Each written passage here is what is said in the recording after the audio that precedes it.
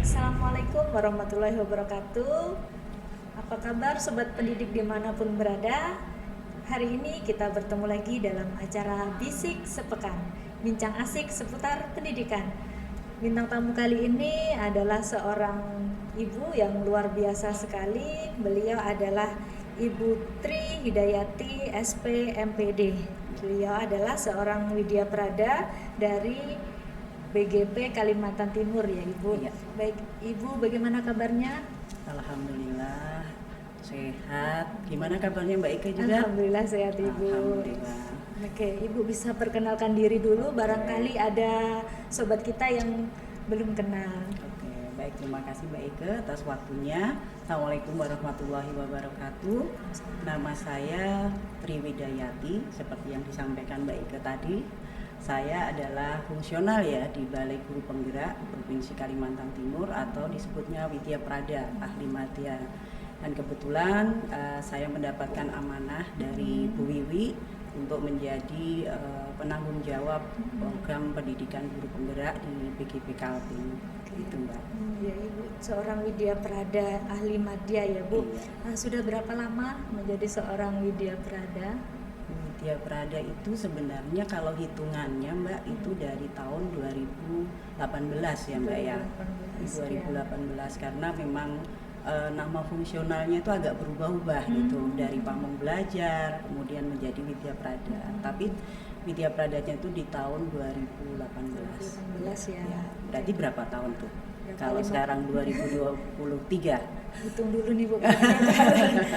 Iya. Kurang lebih selama 5 tahun ya Iya. Ibu. Baik Ibu. Kemudian kan ada peralihan ya terkait penanganan program guru penggerak dari P4TK kemudian dialihkan ke Balai Guru Penggerak. Nah, apa yang pertama kali Ibu rasakan ketika diberi tanggung jawab untuk melaksanakan program PGP tersebut? Oke, jadi pelimpahan dari P4TK ke BGP Kaltim itu tahun 2022 tengah ya Mbak ya, pertengahan. Nah waktu itu yang menjadi penjab awalnya Mas Andi gitu ya, kemudian di tahun awal 2023 itu diamanahkan ke saya. Yang saya rasakan pertama kali adalah tanggung jawab yang besar ya Mbak ya, karena PGP ini kan merupakan bagian program prioritas kementerian yang dalam rangka transformasi pendidikan untuk mewujudkan profil pelajar Pancasila.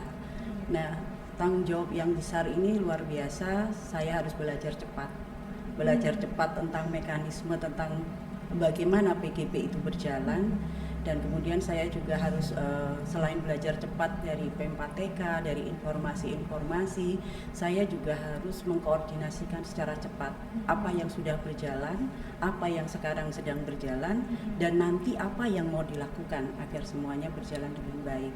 Karena PGP di Kalimantan Timur ini sudah berjalan, kalau di 2023 ini sudah sampai angkatan 8 ya Mbak ya.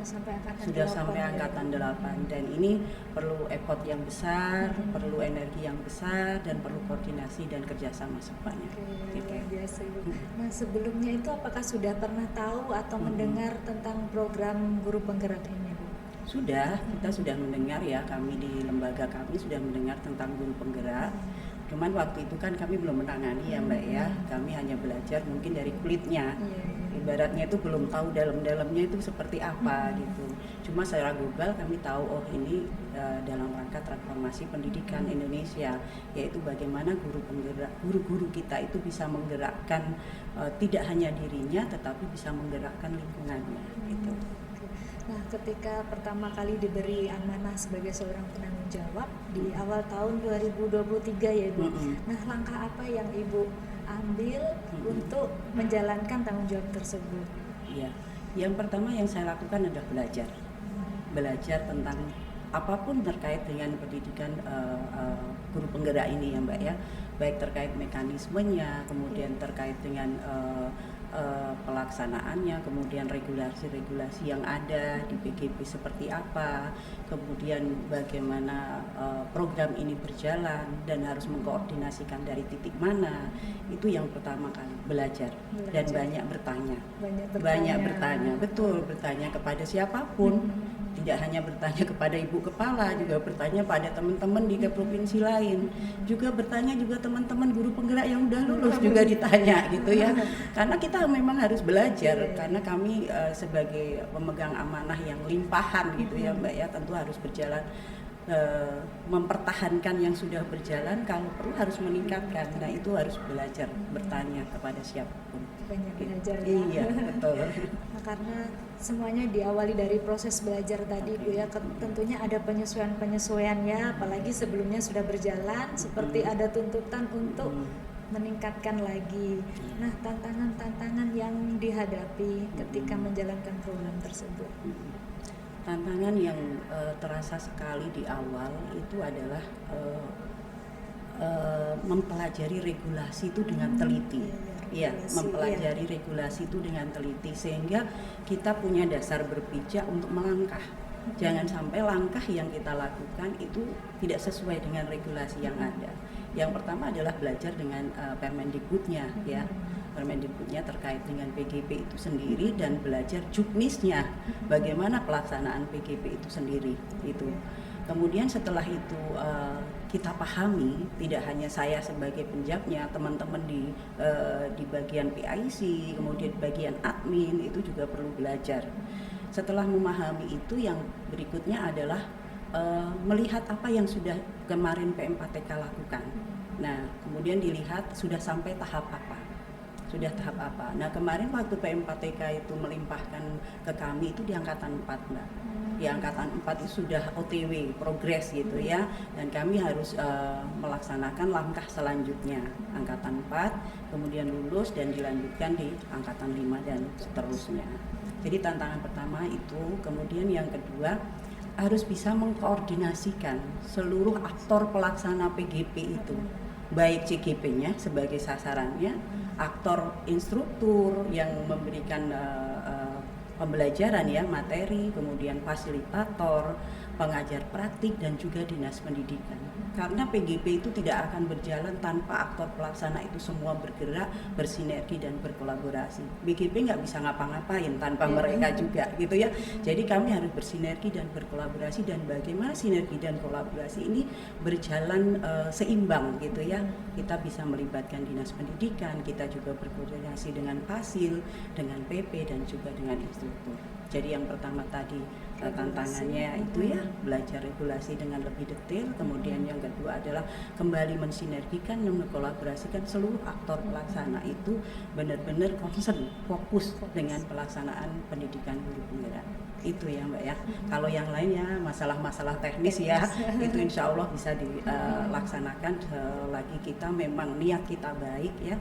Kemudian niat kita untuk mensukseskan program prioritas ini, insya Allah kalau masalah-masalah teknis bisa diselesaikan. Gitu. Jadi kalau teknis di lapangan ini sudah lebih aman lah ya. Betul. Lebih mudah dikomunikasikan ya, kalau kita sudah sinergi dan kolaborasi itu sudah kita maksudnya kita awali dengan baik, insya Allah komunikasi akan berjalan dengan baik. Jadi untuk masalah regulasi tadi itu sudah disampaikan tadi dengan selalu berkoordinasi ya dengan aktor-aktornya. Jadi tantangan tersebut kan karena regulasi itu kan terkait dengan Permendikbud, kemudian dengan para tim-timnya yang lain, kemudian para aktornya. Itu untuk mengatasi segala tantangan tersebut itu seperti apa Bu? Maksudnya koordinasi tadi itu dalam bentuk seperti apa gitu contohnya? Tantangannya sebenarnya kalau untuk koordinasi dan sinergi itu di komunikasi ya Mbak ya. Kita harus berkomunikasi dengan segala pihak ya, aktor-aktor itu harus berkomunikasi dengan baik. Misalnya sebagai salah satu contoh gitu ya, yang baru saja kita lakukan ini adalah pembukaan untuk Angkatan 8 PGP. Itu dilaksanakan tanggal 10 Mei kemarin ya, 10 Mei 2023. Itu kan melibatkan 7 kabupaten kota. Nah, Sekaltim iya ya. Sekaltim kecuali Mahulu, Kubar dan Berau. Jadi 7 kabupaten kota kita harus mengkomunikasikan dulu ke dinas ya, ke dinas bahwa kita akan melaksanakan pembukaan untuk Angkatan 8 PGP di tanggal 10 Mei. Kita komunikasikan, kemudian kita koordinasikan juga teman-teman Fasil, kemudian teman-teman PP. Teman-teman Fasil ini kan nggak hanya dari Kaltim ya Mbak ya, dari luar Kaltim juga ada, dari Nusa Tenggara Barat, dari Sulawesi, kemudian teman-teman PP, terutama teman-teman PP itu kalau PP kan dari Kaltim sendiri ya, dari Kaltim sendiri. Itu harus dikoordinasikan, mengingatkan kembali tugas-tugas mereka apa, Fasil harus ngapain, PP harus ngapain, aturan mainnya seperti apa, kemudian nanti kewajiban-kewajiban apa yang harus dilakukan, bagaimana proses mekanismenya itu kita komunikasikan di pembukaan itu. Dan untuk selanjutnya untuk pendampingan individu, kemudian pendampingan kelompok melalui lokakarya, itu kembali komunikasi antar aktor itu harus selalu dijaga. Komunikasi ya. Iya betul. Nah tadi dari aktor-aktor tadi kan ada yang fasilnya. Nah, kalau dari fasil dari luar Kaltim ini, adakah yang ya tantangannya untuk yang di luar kota ini kan? Betul. Kalau tantangannya secara komunikasi kita personal sih enggak ya Mbak ya.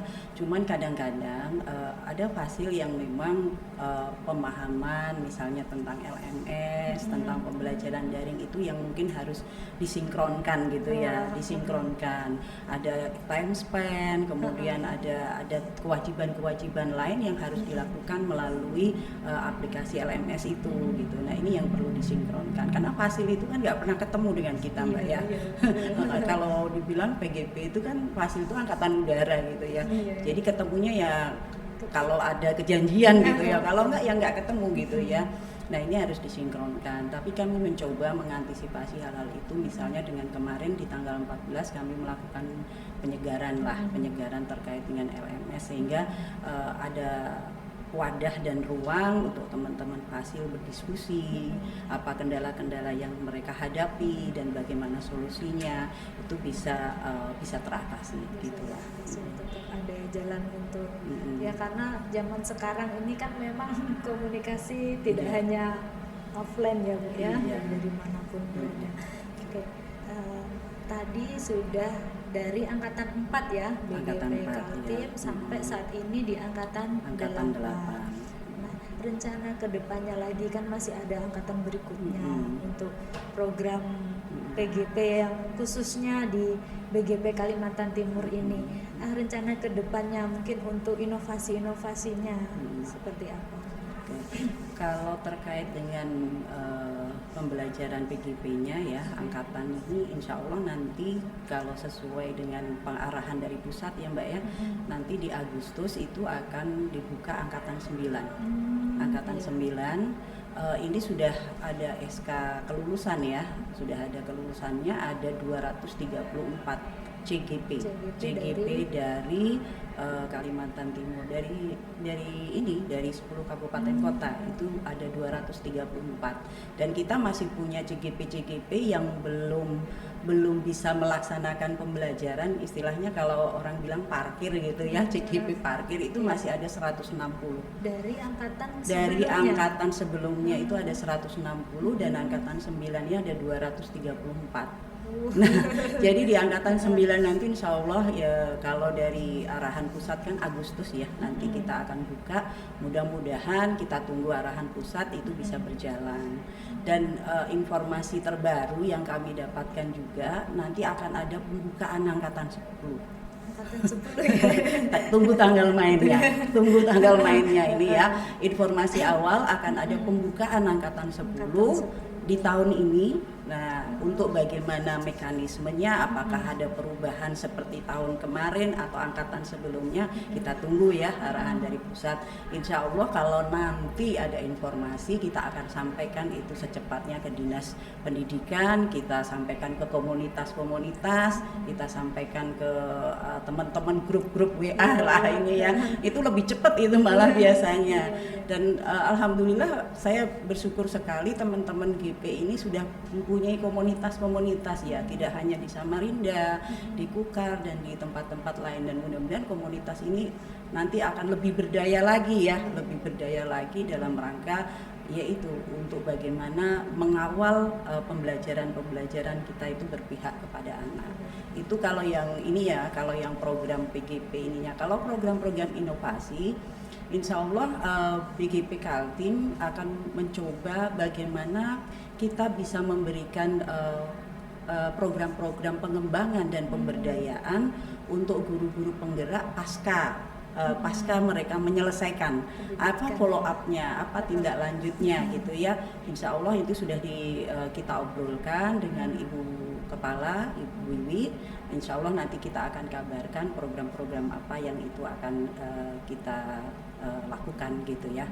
Untuk sementara ini kita memang masih fokus pada pembelajaran regulernya PGP gitu ya.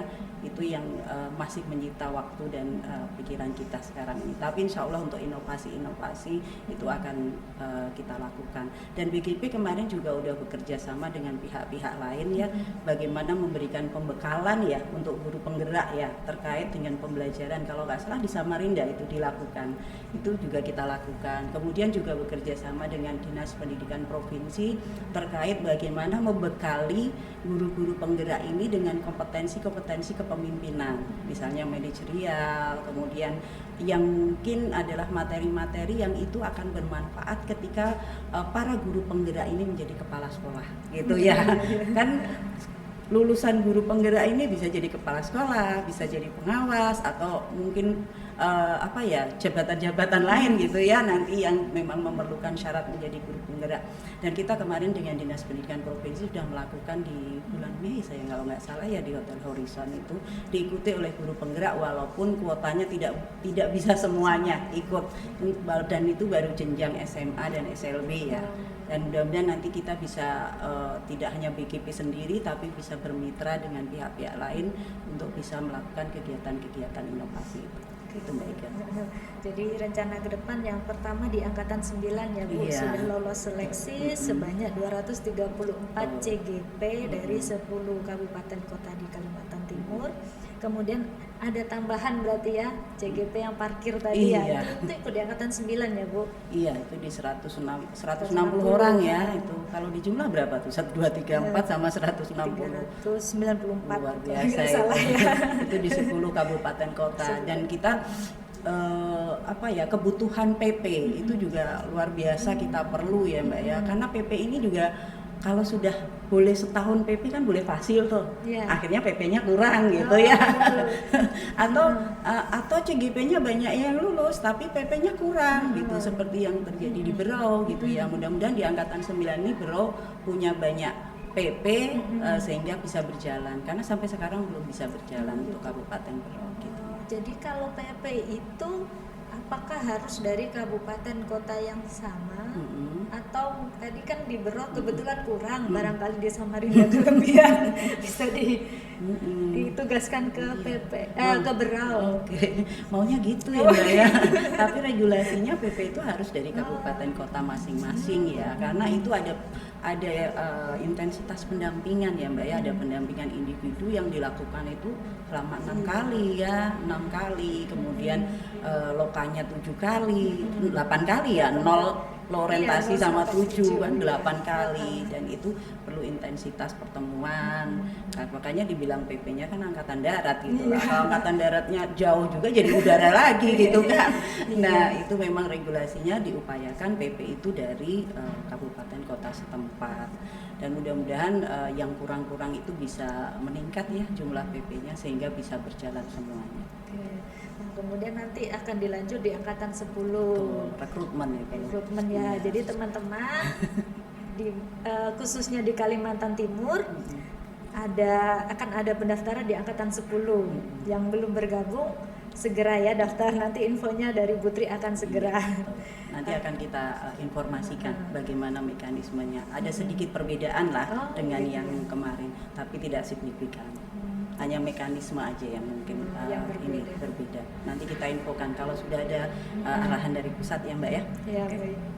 Nah, kemudian tadi ada diberdayakan CGP ini tidak hanya ketika pendidikan saja ya Bu, tapi sampai setelah menjadi GP ya harus berdaya seorang GP kalau C-nya sudah hilang.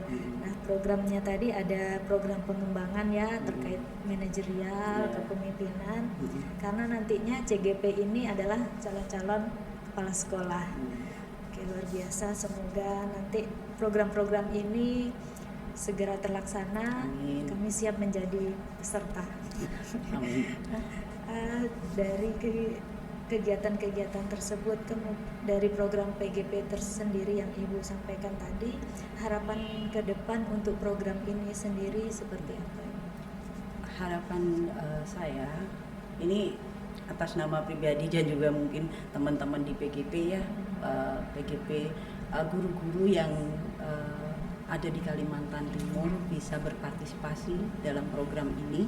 Masih ada kesempatan nanti di angkatan 10, itu yang pertama.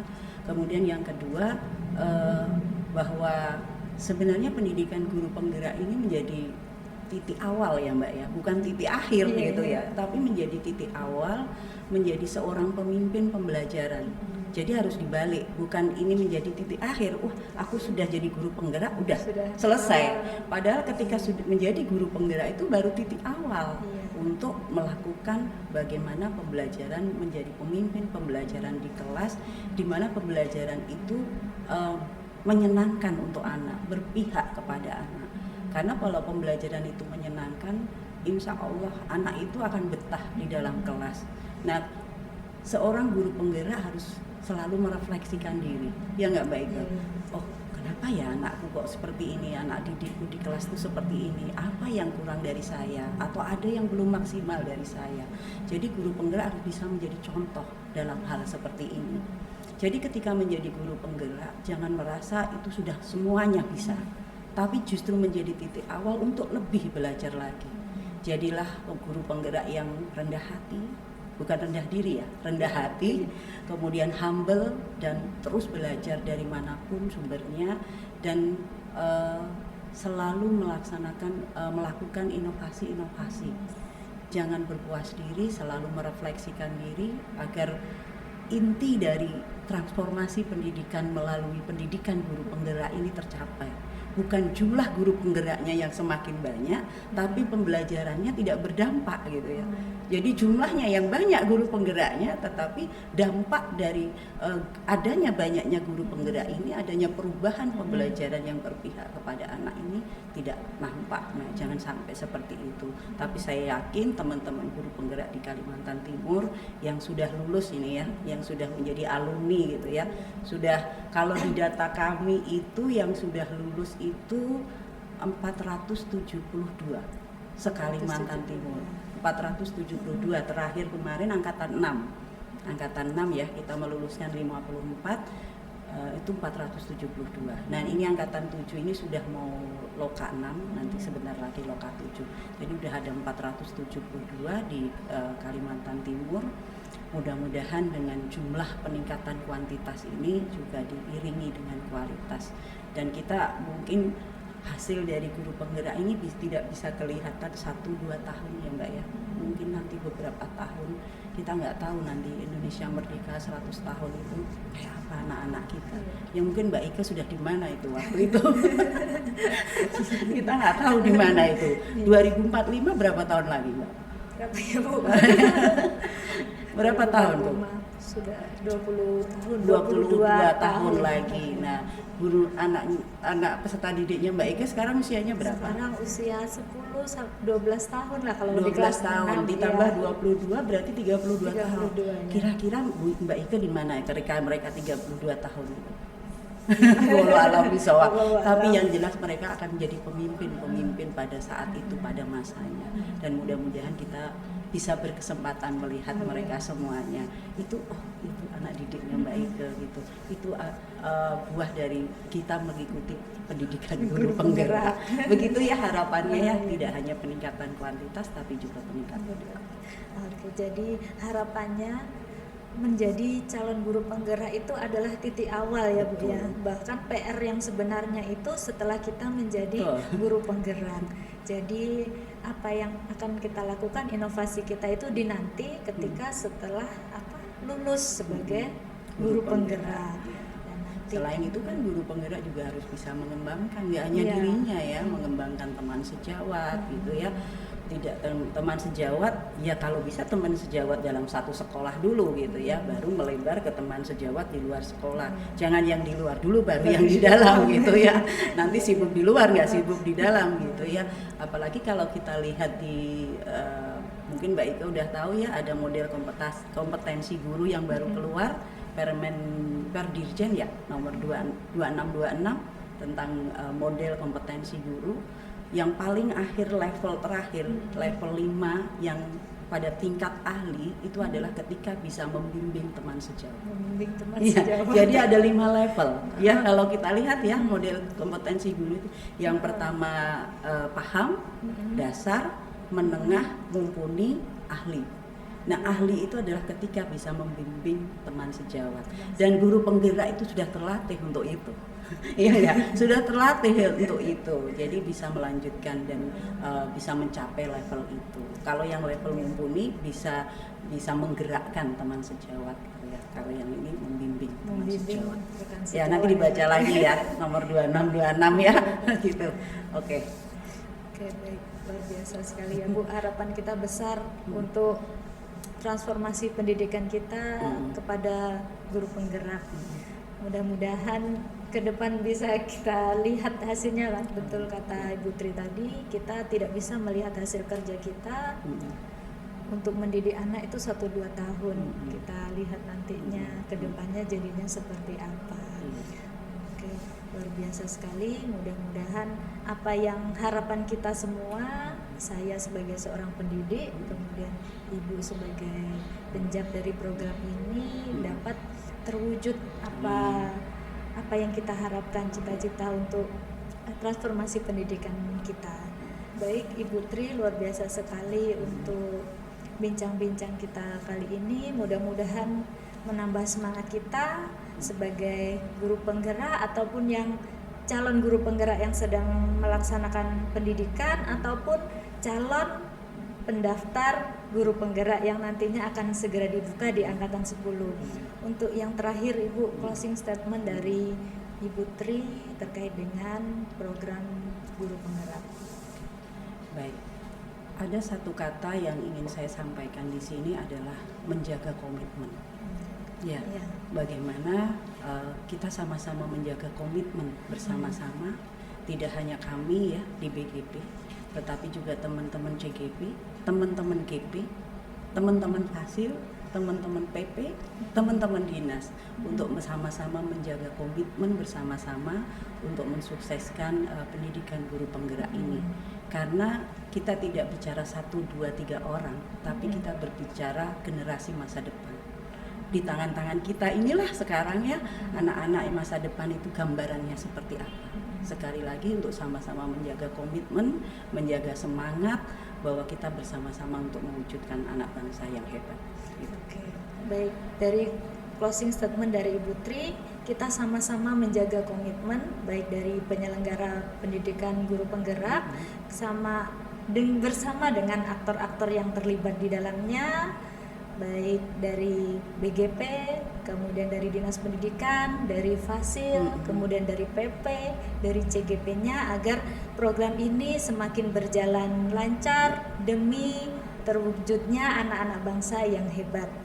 Baik Ibu Tri, terima kasih sekali untuk bincang-bincang kali ini yang menggugah semangat kami untuk terus melakukan inovasi.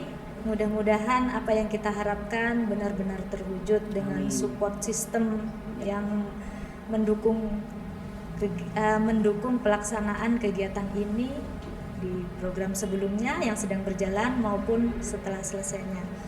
Baik Ibu Tri, terima kasih banyak atas Sama-sama. waktunya. Saya juga berterima kasih loh kunjungan Mbak Ika ini. Sama-sama Ibu. Mudah-mudahan sehat selalu, panjang Amin, umur Ibu. amin. Kita sering ketemu lagi ya. Iya. Kalau saya sering kesini. Nggak apa-apa, kesini. Baik Ibu Tri, terima Iya. kasih banyak. Baik, sobat pendidik dimanapun Anda berada, demikian di episode kita kali ini dengan bintang tamu Ibu Tri Widayati, seorang Widya Prada ahli madya di BGP Kalimantan Timur sebagai penanggung jawab program pendidikan guru penggerak. Terima kasih, kita ketemu lagi di episode berikutnya dalam Bisik Sepekan, bincang asik seputar pendidikan. Wassalamualaikum warahmatullahi wabarakatuh.